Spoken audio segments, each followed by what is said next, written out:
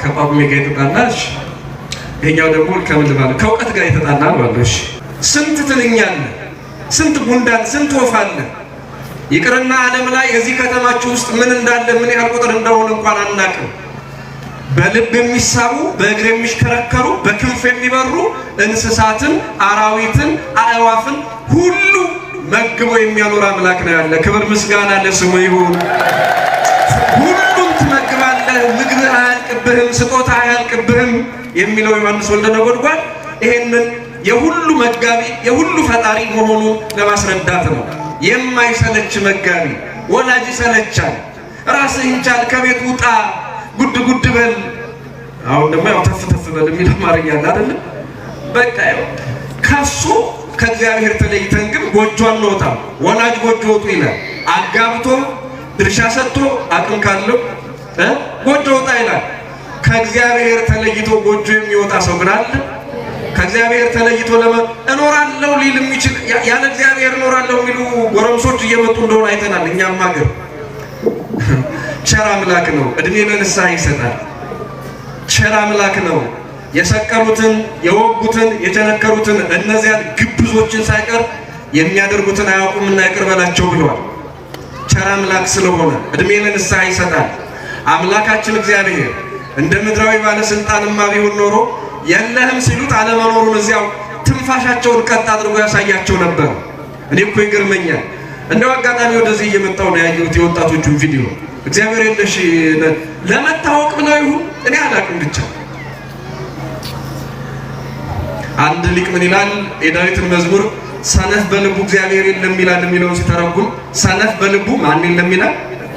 እግዚአብሔር የለም ይላል የሚለውን ሲያብራራ አንተ ሞኝ እኔ መጽሐፍ አልጠቅስም እስኪ ሰማይን ተመልከተው ያምራል አያምርም? መቼም ያስጠላላት ያምራል። ከዋክብት በከዋክብት ደምቋል ሰማይ።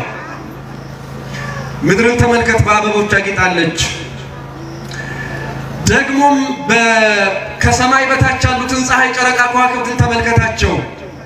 የቤታቸው አምፖል አየር ላይ ነው ያለው ወይስ ገመድ አለው? አቤት ትንሽ እኮ ናት አይደል? ትንሹ አምፖል ምን አላት?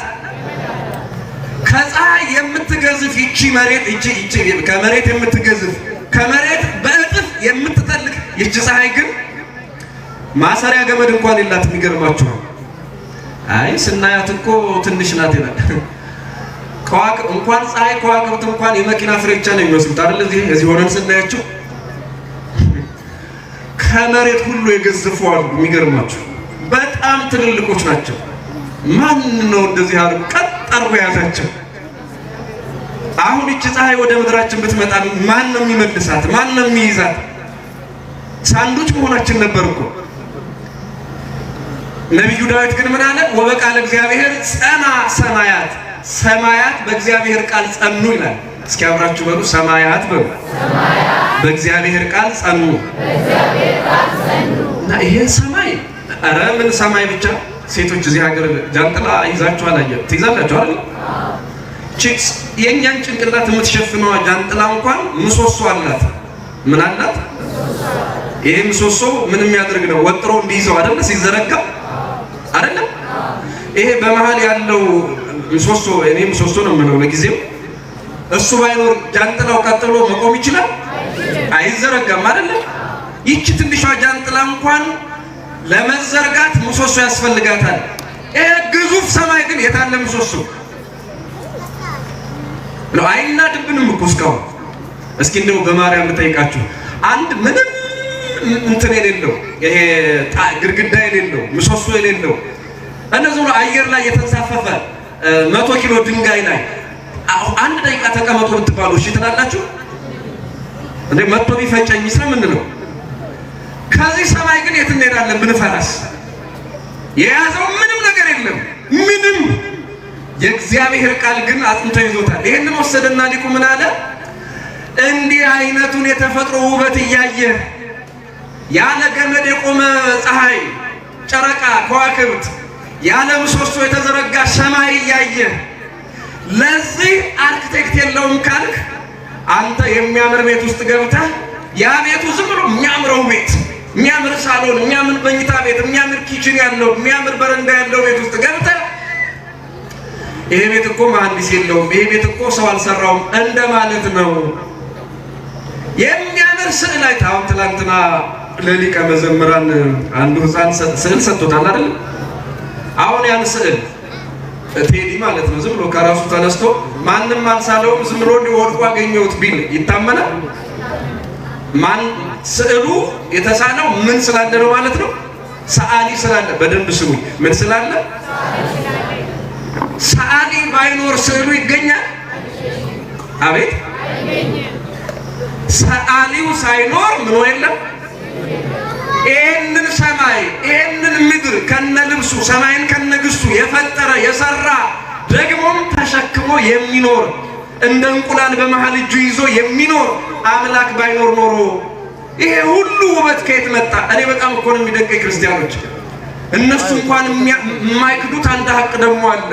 አሁን ለምሳሌ ቆይ ሳይንስ እንዳይበዛብን ለጊዜው ይብቃል። የቤተ ክርስቲያናችን ጉዳይ እንደዚህ ነው። የሚያምር ምግብ የሚጣፍጥ እንጀራ በልተ የሚጣፍጥ ወጥ ተሰርቶበት በእንጀራ በልተ ምግብ በልተ ሰሪ የለውም ይባላል አይባልም? እስኪ ንገሩ። አቤት ይባላል ካልክም እብድ ነህ። እንዲህ ሰሪ አለ ሽንኩርት የከተፈ ምናምኑን ያዘጋጀ ያቀር እሳት ያነደደ ምናምን እንዲሁ ዝም ብሎ አየር ላይ ምግቡ ተገኘ አይባልም። የሚጣፍጠው ምግብ አጣፍጦ የሰራ ምግብ ሰሪ አለው። አንተ ግን በአማረ በተዋበ ዓለም ውስጥ እየኖርክ ይህንን ዓለም የፈጠረ የለም ራሱን ፈጥሯል ትላለህ። ያለም ስዕል ራሱን ይስላል ይላል በማርያም ንገሩ። ስዕል ራሱን ይስላል? አቤት ቤት ራሱን ሰርቶ ታገኙታላችሁ? አቤት የዓለም ራሱን ከፈጠረ እኮ ዛሬ እኔ ዝም ብዬ ምስማርና እንጨት አንድ ላይ ሰብስቤ ጥዬ ቤት ሆኖ ማግኘት አለብኝ በጊዜ ሂደት። ይሄ ደግሞ የእብደት መልክ ነው። ለማንኛውም ይህ ዓለም በራሱ ቢፈጠር ኖሮ ዛሬ በራሳቸው የሚፈጠሩ ብዙ ነገሮችን እናይ ነበር። ይህ ዓለም ፈጣሪ አለው፣ ሰሪ አለው፣ ደግሞም ተሸካሚ ማለት በይቅርታው በቸርነቱ ይዞ የሚያኖር ደግ አምላክ አለ። በይቅርታው በቸርነቱ ሳይሰለች የሚያኖር አምላክ አለ። ምን ሳይል አልኳልኩ? ቃሉን ነው የነገርኳችሁ። እንዘ ይትደክም የሚለው ሳትደክም ሳትሰለች ሁሉን ትሸከማለህ እኮ ነው የሚለው። ሳትሰለች አሁን ይኸው በሃይማኖት እንዲህ አይነት ጦርነት እየገጠምን እንኳን እሱ ዝም ነው ያለ፣ አይሰለችም። አንዳንዱ አማላጅ ሲያደርገው፣ አንዳንዱ ፍጡር ሲያደርገው፣ አንዳንዱ እንደሞተ ሲያስቀረው፣ አንዳንዱ ብቻ በተለያየ የራስ መላምትና ግምት ክርስቶስ አምላካችንን እንደ ልቡ ፈቃድ ሲናገረው የሐሰት ነቢያት በስሙ ሲያታልሉ እሱ ግን ዝም ብሏል። ይሄ ሁሉ ምንን ያሳያል መሰላችሁ? ሰለስቱ ምዕት እንዲህ ይላሉ፣ እንደማያውቅ ትታገሳለህ። እንደማያውቅ ምን ትላለህ? አቤት ይጸምም ከመዘ ይሰምዕ፣ እንደማይሰማም ቸል ይላል። እንደማይሰማ እየሰማ ጆሮን የፈጠረ አምላክ ሆኖ ግን ቸል ይላል። እኛ ይተየገስ ከመዘ ያምር፣ እንደማያውቅ ይታገሳል እና በትዕግስቱ በዝምታው በቸርነቱ እንዲሁ ተሸክሞን የሚያኖረን አምላካችን ኢየሱስ ክርስቶስ የማይደክም ተሸካሚያችን፣ የማያልቅበት መጋቢያችን ነው። ምን የማይልበት? የማያልቅበት መጋቢያችን እሱ ኢየሱስ ክርስቶስ በመጽሐፍ እንዲህ ተባለለት። ዮሐንስ ከቅዳሴው ወደ መልእክቱ ስንሄድ ልጆቼ ሆይ አለ። አንደኛ ዮሐንስ ምዕራፍ 2 ቁጥር 1 ልጆቼ ሆይ ኃጢአትን እንዳታደርጉ ይህን እጽፍላችኋለሁ አለ። ለምን መሰላችሁ ይህን የሚለው? ኃጢአት ብትሰሩ ምንም አይመጣም ጸድቀሃል የሚል ትምህርት ስላለ ነው። ይገባችኋል? ይሄን ኃጢአት ብትሰራም ኃጢአትህ ከእግዚአብሔር መንግስት አይለይህም የሚሉ ሞኞች አሉ። በነገራችን ላይ እቺ የዲያብሎስ ምክር አትመስላችሁ? እዚያ ገነት ላይ ያታለለችን ምን አላቸው ዲያብሎስ? ወደ አዳምና ወደ ሔዋን ሄዶ በእባብ ገላ ተሰውሮ ይህንን ዕፀ በለስ ብትበሉ አትሞቱም። ምን አትሉ? አቤት እንደማን ትሆናላችሁ ነበር ያለው። ዛሬም ደገመው። እናንተ አይናችን እያዩ ጆሮአችን እየሰሙ አሁንም ደገመው። ገነት ላይ ያልተማሩ ምናልባትም አይምሯቸው የተዘጋ በክህደት ባለማመን ለመንፈሳዊ ትምህርት ህሊናቸው የተዘጋ ሰዎች ካሉ ብሎ ንቆን ነው መሰለኝ ደገመው እዚህ ምድር ላይ ደግሞ አሁንም ኃጢአት ብትሰራ ምንም አትሆንም አለ። ለምን? ክርስቶስ ላንተ ሞቶልሃል። የሞተልህ ኃጢአት ብትሰራ ዳግመኛ ወደ ኃጢአት ማመንህ ይበቃሃል፣ ደሙ ይሸፍናል እያለ ትላንትና ዕፀ በለስ ያስበላን ዲያብሎስ ዛሬ ደግሞ መጽሐፍ ቅዱስ እየጠቀሰ መጥቶልሃል።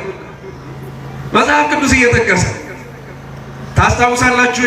የማቴዎስ ወንጌል ምዕራፍ 4 ቁጥር 1 ላይ መድኃኒታችን ኢየሱስ ክርስቶስ ሲፈትነው ከነቢዩ ዳዊት መዝሙር እየወሰደ ነበር ለማጥቀስ። የዳዊት መዝሙር መዝሙር 90 በቅንፍ 91ን ተመልከቱት። እስኪና ከዚህ ዘለህ ውረድ ይለዋል። እንዴ ብትለኝ ደግሞ መላእክቱን ስላንተ ያዛቸዋል፣ እሾህ እንዳይወጋህ በድንጋይ እንዳትሰናከል የሚል እኮ የዳዊት መዝሙር አለ እያለ ከጌታችን ከኢየሱስ ክርስቶስ ጋር ለመከራከር ፈልጎ ሰይጣን የዳዊትን መዝሙር እየጠቀሰ ነበር። ለጌታችን ለኢየሱስ ክርስቶስ ጥቅስ ጠቅሶ የተከራከረ ዲያብሎስ አንተን እንዲሁ ያለ ጥቅስ ይፈትናል። 1 ሚሊዮን ጥቅስ ሊያመጣልህ ይችላል። ዲያብሎስ ችግር የለበትም። የጥቅስ የህይወት ነው ችግር ያለበት፣ የመኖር ነው ችግር ያለበት። እንመለስና እስኪ ቀጣዩን ሐሳብ እናያት።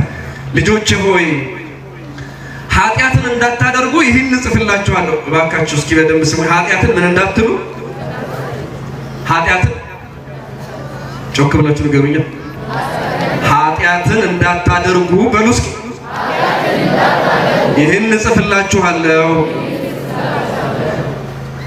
ኃጢአትን እንዳታደርጉ እንድታደርጉ ብለው ነው እንደሚያነቡት እነዚህ ሰዎች። ለእነሱ ልብ ይስጥብን ብለን እናልፋለን። ኃጢአትን እንዳታደርጉ ይህን እጽፍላችኋለሁ አለ። ሰው ናችሁ፣ ደካሞች ናችሁ። ድንገት ደግሞ ኃጢአት ብትሰሩ ማንም ኃጢአትን ቢያደርግ ከአብ ዘንድ ጠበቃ አለን አለ። ማንም ኃጢአትን ቢያደርግ ከአብ ዘንድ ምን አለን አለ? ጠበቃ። ምንድን ነው ጠበቃ? በጉዳዩ ላይ የስነ ቃል ወይም ደግሞ የቃላትን ጉዳይ የሚያጠኑ ሰዎች ብዙ ብለውበታል። እኔ አሁን እናንተን ከቃል አንጻር እንዲህ ነው እንዲያ ነው እያልኩ ብዙ አልላችሁ። ነገር ግን አንዲት ቃል ነግራችኋለሁ። ጠበቃ የሚለውን የግሪኩን ቃል ወስደው መንፈስ ቅዱስ ወይም ጰራቅሊጦስ ብለው ተርጉመውታል። የኛ ሊቃውንት ጰራቅሊጦስ ብለውታል። ምን ብለውታል አልኳችሁ? መንፈስ ቅዱስ በሚለው የግሪኩ የመጀመሪያው ቃል ዮሐንስ መልእክቱን በጻፈበት ቃል ይህን ተርጉመውታል። ጰራቅሊጦስ ማለት መንፈስ ቅዱስ ነው ብለው። በሌላ መልኩ መንፈስ ቅዱስ እንዴት ነው ደግሞ ጠበቃ የሚሆነን ያላችሁ እንደሆነ ወደ ሌላ መልእክት ወስዳችኋለሁ። ምን ችግር አለ? ቅድም እነዚያ ወንድሞቻችን የሚጠቅሱትን ቃል ከአብ ምንድነው ስለኛ የሚማልደው ክርስቶስ ኢየሱስ ነው የሚል ቃል አለ አይደለም? እስኪ እዛ ላይ ቁጥር 26 እንመልከት። ቁጥር 26 እንዲህ የሚል ቃል አለ። መንፈስ ቅዱስ ቢሆን ምን እንደሚባል ትርጉሙ ወደዚህ ይነግራችኋለሁ።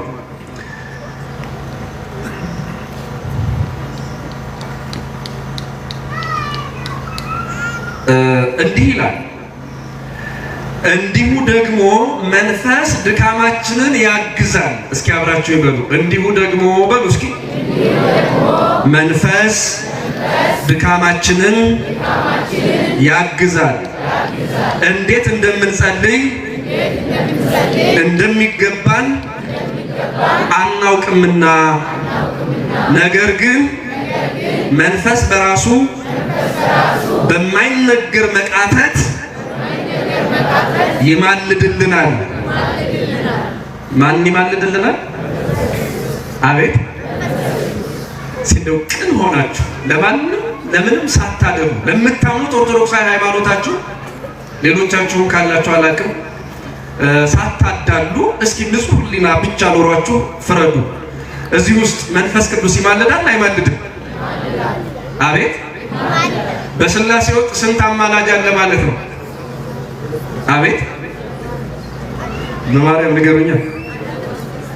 መቼም እስካሁን ለአብ አላገኘንለትም። አብ ይማልዳል የሚል እስካሁን አላገኘንም።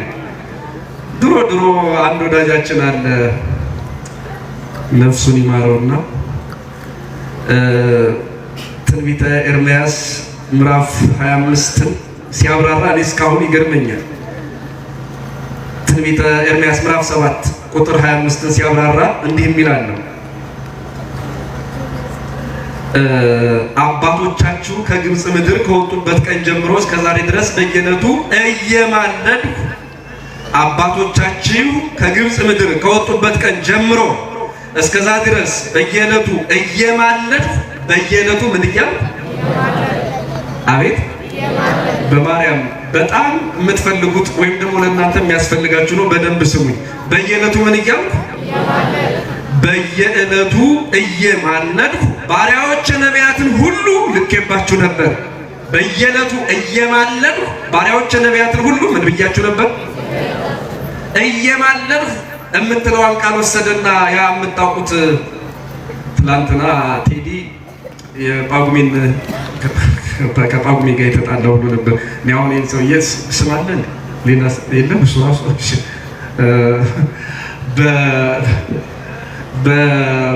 ከጳጉሜ ጋር የተጣላሽ ይሄኛው ደግሞ ከምን ልባል ከእውቀት ጋር የተጣላ ነው። እሺ ምን አለ መሰላችሁ አሁን ይሄ ጥላቻ አይደለም።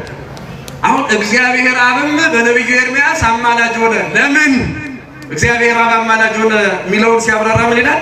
በየዕለቱ ምን እያልኩ ነበር ያለው? ይኸው እግዚአብሔር አብም በየዕለቱ እየማለድኩ ባሪያዎች ነቢያትን ልኬባችሁ ነበር ይላል አለ። ይገርመኛል። እኔ እኮ ለነገሩ ያው አንዳንድ ሰው ንግግር ይችላል፣ እውቀት የለውም። በጣም ወፍ የሚያረግፍ ወይ ደግሞ አምፖል የሚያረግፍ ልትሉት ትችላላችሁ። ድምፁ ሞገሱ የሚያምር ነገር ሰው ይኖራል።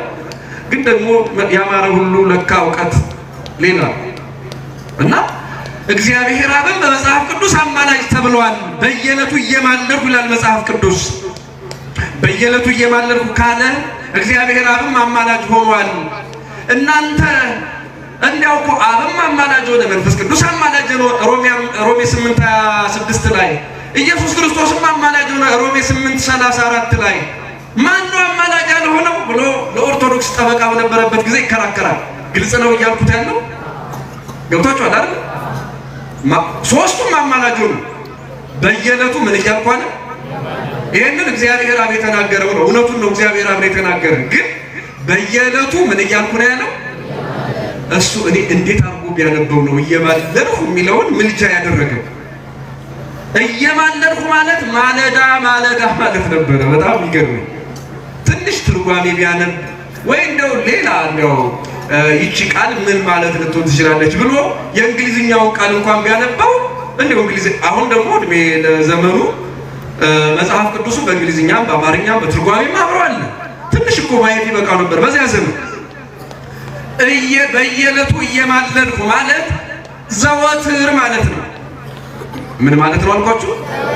በየዕለቱ እየማለድኩ ማለት ማለዳ ማለዳ ዘወትር ወደ እናንተ ባሪያዎቼን ነቢያትን ልኬባችሁ ነበር አለ። እየማለድኩ ማለት እያማለድኩ ማለት አይደለም። እየማለድኩ ማለት ትርጓሜውን ንገሩኝ እናንተ ምን ማለት ነው አልኳችሁ? ቢያንስ ተውት። ግዕዙስ እሺ ለኦርቶዶክስ ያደላል ብሎ ይተው። በፕሮቴስታንቶች የተዘጋጀ የእንግሊዝኛ ቨርዥን እንኳን አለ አይልም እንደሱ እሱ እንደሚሉ። እኔ በጣም የሚገርመኝ ሰማይ ምድር እንደ አዋቂ ሲቆጥረው ኖሮ አሁን ደግሞ ባለፈው ስንት ተሰራ መሰላችሁ? ኢየሱስ ማለት አብ ነው፣ ኢየሱስ ማለት መንፈስ ቅዱስ ነው ብሎ ሲናገር ብሎ ተሳስቼ ነው ይቅርታ አለ። እኔ የምላችሁ ሰው ሲኦል ከገባ በኋላም ሌላ ኃጢአት ይሰራል ማለት ነው። ለማንኛውም እኛ ልንፈርድ አይደለም። መጽሐፍ ቅዱስን እንድትማሩ፣ መጽሐፍ ቅዱስን እንድታውቁ፣ መጽሐፍ ቅዱስ በማንም ቤት ተብራርቶ ከሚነገረው በላይ በኦርቶዶክስ ቤተክርስቲያን ከነሙሉ ክብሩ ተተርጉሞ እንዳለ ተብራርቶ እንዳለ እንድታውቁት እንጂ በእውቀት ልንመጻደቅ አይደለም። እውነት ነው።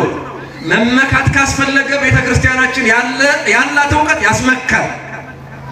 መታበይ ካስፈለገ ኦርቶዶክሳዊት ቤተክርስቲያን ጥንቅቅ ያለች ናትና በብዙ ነገራችን ሀገር ሰርታለችና መመካት ቢያስፈልግ ኖሮ እንመካ ነበር፣ እንታበይ ነበር። ሰዎችን የጠቀስኩላችሁ እንድንስቅም አይደለም። እንድንታባይ አይደለም። አንደኛ ከእውቀት ነፃ መሆናቸው እንድታውቁት ብቻ ነው። ከምን አልኳችሁ? አቤት ይሄው እኔ አይደለሁም የምላችሁ፣ መጽሐፍ ቅዱስ ጋር ታረቁ። መጽሐፍ ቅዱስ የሚለውን ብቻ ነው የምነግራችሁ። አሁን ታዲያ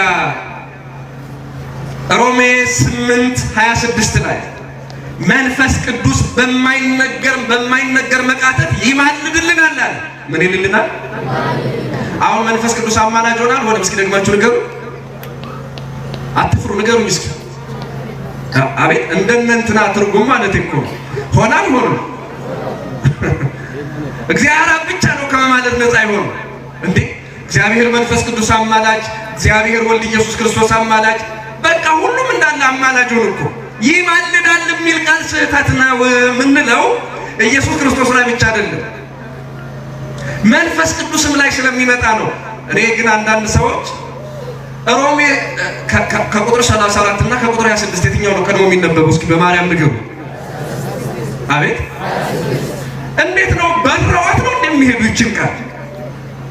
ስለ ኢየሱስ ለመናገር መንፈስ ቅዱስ ላይ እኮ ይማልድልናል የሚላለን። መንፈስ ቅዱስ በማይነገር መቃተት ይማልድልናል፣ እንዴት እንደምንጸልይ አናውቅምና ተብሎ ተጽፏል እኮ። አያችሁ፣ ሁለቱንም አማላጅ ማድረግ ደበራቸው። ስለዚህ ዘለው ሄድና ቁጥር 34 ላይ ይሄድልናል። እውነት ህሊና ካለን ክርስቲያኖች ቅድም ብያችኋለሁ፣ እንዲሁ ንጹህ ህሊና ይዛችሁ ብትፈርዱ እውነቱ ይሄ ነው። መንፈስ ቅዱስ በማይነገር መቃተት ይማልድልናል የሚለው ቃል መንፈስ ቅዱስ አማላጅ ነው ለማለት አይደለም። በኋላ ሮሜ 8:34ኛውን ጥያቄ ስለተጠየቅ ሰዓት ሲኖር መለስበት ይሆናል። ግን ወደ መንፈስ ቅዱስ ልመልሳችሁ። ከአብ ዘንድ ጠበቃ አለን የሚለው በዚህኛው ቃል አብሮ የሚታይ ነው። መንፈስ በማይነገር መቃተት ይማልድልናል፣ እንዴት እንደምንጸልይ አናውቅምና ጸሎትን ያስተምረናል ማለት ነው። ጠበቃ ማለት እሱ ነው። በእኛ ውስጥ አድሮ ኃጢአታችንን እንድንናዘዝ፣ በእኛ ውስጥ አድሮ ንስሐ እንድንገባ ያደርገናል ማለት ነው። እንድንጾም ያበረታናል ማለት ነው። ተመልከቱ፣ ኢየሱስ ክርስቶስ እንኳን መንፈስ ቅዱስ የባህሪ ሕይወቱ ነው። ኢየሱስ ክርስቶስ መንፈስ ቅዱስ የባህሪ ምኑ ነው? አቤት ወደ ጾም ወደ ገዳም ሲሄድ እነሆ መንፈስ ወሰዶ መንፈስ ገዳም ለእግዚእ ኢየሱስ መንፈስ ወደ ምድረ በዳ ወሰደው ነው የሚለው። እስኪ አብራችሁ ቃሉን አብራችሁ ይበሉ። መንፈስ በሉ እስኪ ወደ ምድረ በዳ ወሰደው። ወደ ምድረ በዳ ማለት ክርስቶስ አምላካችን የጾመበት ገዳመ ቆሮንቶስ ማለት ነው። መንፈስ ቅዱስ ካላደረበት ሰው ገዳመ ቆሮንቶስን ሊወደው አይችልም። መንፈስ ወደ ምድረ በዳ ወሰደው ማለት እንዲጾም እንዲጸልይ አበረታው ማለት አይደለም። እናንተን ንጹም ባላችሁ ጊዜ የሚያበረታችሁ እንድትጾሙ የሚያደርጋችሁ መንፈስ ቅዱስ ነው ለማለት ነው እንጂ መንፈስ ቅዱስ ከኢየሱስ ክርስቶስ ተለይቶ የት ኖሮ ነው መንፈስ አሁን እንደ አዲስ አድሮበት ወደ ገዳም የሚወስደው? እናንተን ንጹም ካላችሁ፣ እናንተን እንጸልይ ካላችሁ፣ እናንተ ከሰው ተለይተን እንኑር ካላችሁ ይሄንን ጸሎት፣ ይሄንን ጾም፣ ይሄንን መንፈሳዊ ሕይወት እንድትለምዱ የሚያደርጋችሁ መንፈስ ቅዱስ ነው ለማለት መንፈስ ወደ ምድረ በዳ ወሰደው ይላል የማቴዎስ ወንጌል ምዕራፍ 4 ቁጥር 1 ላይ። የማቴዎስ ወንጌል ምዕራፍ 4 ቁጥር 1 ላይ ደግማችሁ ንገሩኝ እስኪ በደንብ አጽንኦት እየሰጠን መንፈስ ወደ የተወሰደው? አቤት ቆሮንቶስ ሄዶ ክርስቶስ ምን አደረገ? እስኪ ንገሩ። አቤት አታውቁም? ገዳመ ቆሮንቶስ ሄዶ ምን አደረገ ክርስቶስ? ስንት ቀን ጾመ? እስኪ ንገሩ።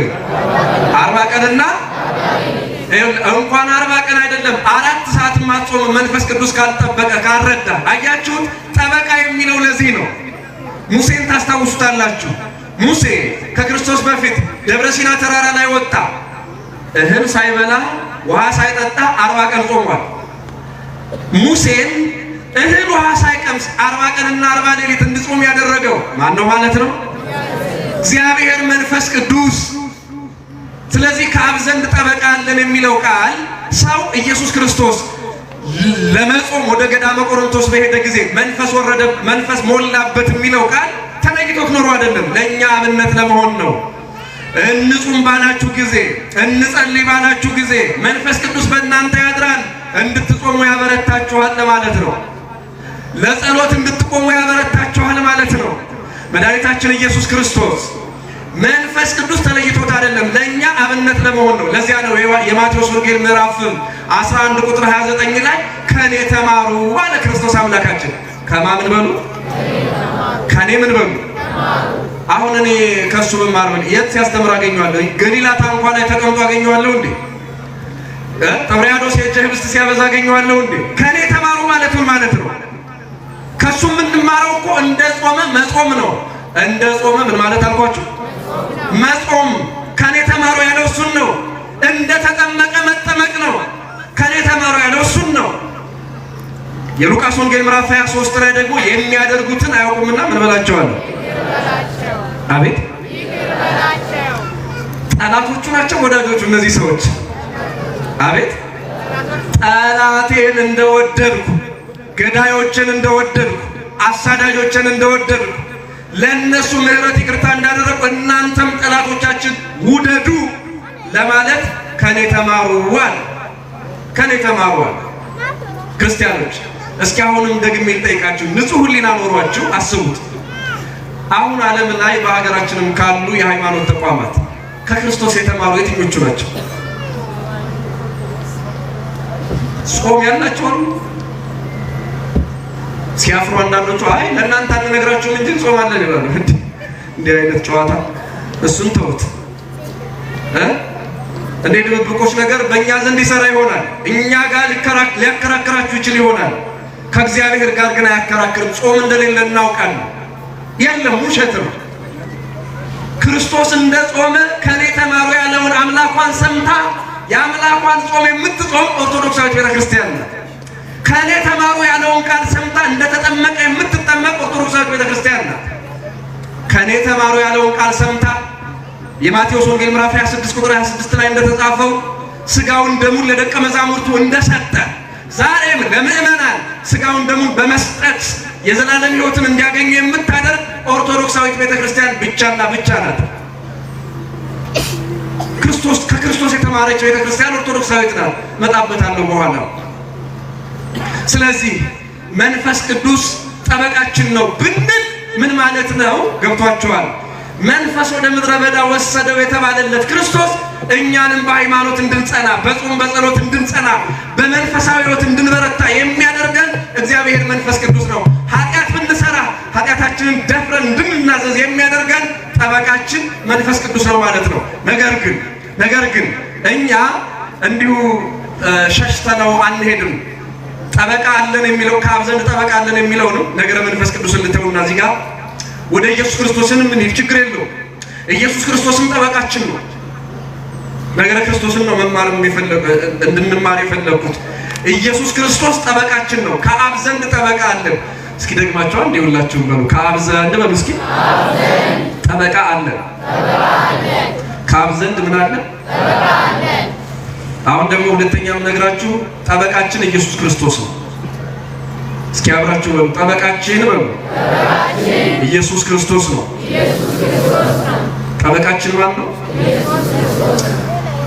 እንዴት ሆኖ? እስኪ እንየው ደግሞ ይሄን። አንዳንድ ሰዎች ያው መጽሐፍ ቅዱስ ላይ ወፍ ናቸው በረው የሚያርፉበት ጥሬ ያለ። ከምዕራፍ 1 እና ከምዕራፍ 2 የቱ ይቀድማል? አቤት ከአብ ዘንድ ጠበቃ አለን የሚለው ቃል ከመገኘቱ በፊት ጠበቃነት ምን ማለት እንደሆነ ባጭሩ ነግራችኋለሁ። ጠበቃ ማለት መጠበቅ ማለት ነው ባጭሩ። ጥሬ ቃሉ ሲተረጎም ጠበቃ ማለት ጠባቂ ማለት ነው። ምን ማለት ነው አልኳችሁ? አቤት ጠባቂ ማለት ነው። ለምሳሌ እንዲሁ በዚህ ዓለም ምሳሌ ከወሰዳችሁት እንኳን እኔ ጠበቃ ነኝ የሚሉ ሰዎች ደንበኛቸውን ከወንጀል ምን ማለት ነው? አቤት መጠበቅ። በዚህ ጉዳይ ላይ ብዙ ማብራሪያዎች ይኖራሉ። አንዷን ነጠላ ማብራሪያ ብቻ ነው የምነግራችሁ። ኢየሱስ ክርስቶስ አዎ ጠበቃችን ነው፣ እማናፍርበት ጠበቃችን። ምን አይነት ጠበቃ ያላችሁ እንደሆነ እስኪ እንየው። አንደኛ ዮሐንስን ማለት ነው። አንደኛ ዮሐንስ ምዕራፍ 1 ቁጥር 7 አብረን ነው የምናነበው። ነገር ግን በሉ እስኪ አላላችሁ በደንብ ሁላችሁ ነገር ግን በሉ እስኪ በብርሃን እንዳለ በብርሃን ብንመላለስ እያንዳንዳችን ህብረት አለን። ለእያንዳንዳችን ምን አለን? ድገሙት እስኪ። እቺማ በጣም የምትገርም ቃል ናት። ለእያንዳንዳችን ምን አለን? እዛው ማዶ ያላችሁት ህብረት የላችሁ? እዚህም በወንዶች በኩል ሁላችሁም እስኪ ለእያንዳንዳችን በሉ እስኪ። ህብረት አለን። ምን አይነት ህብረት ነው ያላችሁ? እስኪ ንገሩ። ከክርስቶስ ጋር እስኪ ምንድን ነው የሚያገናኛችሁ? ምን አይነት ህብረት ነው ያላችሁ? ክርስቲያኖች ጠበቃ ማለት ከኃጢአት ማንጻት ነው። ጠበቃ ማለት የዚህን ዓለም ጠበቃዎች እንኳን ያያችሁ እንደሆነ ከክርስቶስ ጋር ምሳሌ ባይሆኑም እንዲገባን ምሳሌ አድርገን ብንጠቀማቸው እሱ ሰው ይሄንን ያደረገው እንዲህ ስለሆነ ነው፣ መታሰር አይገባውም፣ ፍርድ ቤት በነፃ ሊያሰናብተው ይገባል ብለው የሚከራከሩልን ከወንጀል የሚጠብቁ ጠበቃዎች ይባላሉ። የኢየሱስ ክርስቶስ ጠበቃነት ሌላ ነው በርግጥ። ምክንያቱም ጠበቃ ቆሞ ይከራከራል፣ ዳኛ ደግሞ ተቀምጦ ምን ይላል? አቤት። በስላሴ ዘንድ እንዲህ የለም። ቆሞ የሚለምን ኢየሱስ፣ ቆሞ የሚማለድ መንፈስ ቅዱስ፣ ተቀምጦ የሚማለድ መንፈስ ቅዱስ የለም። ምክንያቱም ቅዱስ ጳውሎስ አንዱ ተማላጅ ሌላው አማላጅ አምላክ እንደሌለ ሲያስረዳ ምን አለ? የኤፌሶን ክርስቲያኖች ምዕራፍ 4 ቁጥር 4 ጀምሮ አንድ ጌታ ይላል። ስንት ጌታ? አንድ ጌታ፣ አንድ ጥምቀት፣ አንድ ሃይማኖት። ስንት ጌታ አለ? አንድ ጌታ። አሁን አብና ወልድ መንፈስ ቅዱስ እንዳሉ ጠፍቶት ነው እንዴ አንድ ጌታ ያለ? አይደለም። ቅዱስ ጳውሎስ ስላሴ ሶስት አካል ሶስት ስም እንዳላቸው ጠፍቶት አይደለም። አንድ ጌታ ያለ አንድ ስልጣን ነው ያላቸው የአብና የወልድ መንፈስ ቅዱስ። እስኪ አሁን አብና መንፈስ አብ ወልድ መንፈስ ቅዱስ ሶስት እግዚአብሔር ወይስ አንድ እግዚአብሔር? እስኪ ንገሩ። አቤት። አንድ እግዚአብሔር ነው። አንድ አምላክ ነው ያለው። ምንድነው አንድ አምላክ የሆነው? ስልጣናቸው አንድ ነው። ምናቸው አንድ ነው? የጠበቃና የዳኛ ግን ስልጣናቸው አንድ ነው ወይስ ይለያያል? አቤት። ኢየሱስ ክርስቶስን ጠበቃ ብለን ብንጠራው እዚህ ዓለም ላይ እንዳሉ ጠበቆች አይደለም። የዚህ ዓለም ጠበቆች ዳኛ ስልጣናቸውን ይሽረዋል። ዳኛ ስልጣናቸውን ምን ይለዋል? የኢየሱስ ክርስቶስን ጠበቃነት አብ ይሽረዋል ወይ? መንፈስ ቅዱስ ይሽረዋል ወይ? ስልጣኑ የማይሻር አንድ ጌትነት፣ አንዲት ስልጣን ከአብ ከመንፈስ ቅዱስ ጋር ያለው መድኃኔዓለም ኢየሱስ ክርስቶስ የሁላችን ጠበቃ ነው። እንዴት ጠበቃችን ሆነ? በደሙ ከኃጢአት አንጽቶ፣ በደሙ ከኃጢአት ምን ብሎ? ታዲያ ጠበቃ የሚሆነን ከማን ጋራ ምን እያደረገ ነው ያላችሁ እንደሆነ ከራሱ ጋር እያስታረቀ። ከማን ጋር እያስታረቀ? አቤት። ከራሱ ጋር። እስኪ እንየው ማቴዎስ ምዕራፍ 26ን ቅድም የነገርኳችሁ ማቴዎስ ምዕራፍ 26 ላይ ተመሳሳይ አለው። ጠበቃ ማለት ምን ማለት እንደሆነ ማቴዎስ ምዕራፍ 26 ቁጥር 26 እንዲህ ይነበባል።